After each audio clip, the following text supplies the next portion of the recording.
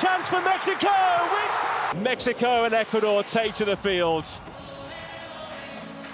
FIFA உலகக்கோப்பை 2026 ஆண்டுக்கான தொடர் விறுவிறுப்பாக நடைபெற்றுக் கொண்டிருக்கின்றது.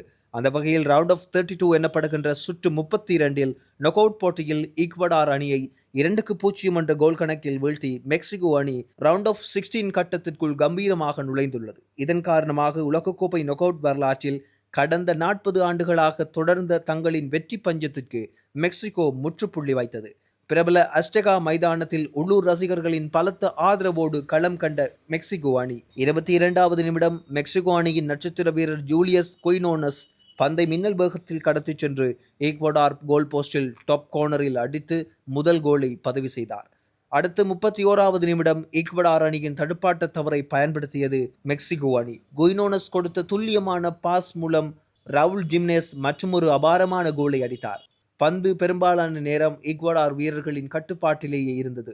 ஜான் எபோவா அடித்த பந்து கோல் போஸ்டில் பட்டு தெறித்து வெளியேறியது.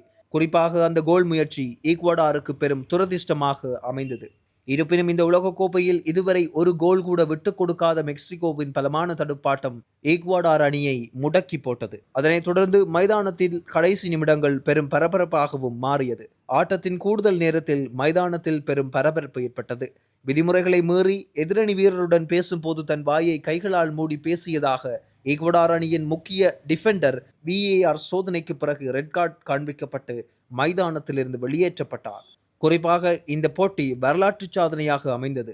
இறுதியில் 2-0 என்ற கணக்கில் மெக்சிகோ அபார வெற்றி பெற்றது. 1986 ஆண்டுக்கு பிறகு உலகக்கோப்பையின் நாக் அவுட் சுற்றில் மெக்சிகோ பெறும் முதல் வெற்றி இதுவாகும். மேலும் இந்த தொடரில் விளையாடிய 4 போட்டிகளிலும் தங்களுக்கு எதிராக ஒரு கோல் கூட அடிக்க விடாமல் மெக்சிகோ அணியின் கோல் கீப்பர் கிளீக் சீட் சாதனை படைத்தார். அடுத்ததாக வர இருக்கின்ற ஜூலை 5ஆம் தேதி நடைபெறும் ரவுண்ட் ஆஃப் 16 போட்டியில் இங்கிலாந்து அல்லது கொங்கோ குடியரசு அணியை மெக்சிகோ அணி எதிர்கொள்ள உள்ளமையும் குறிப்பிடத்தக்கது.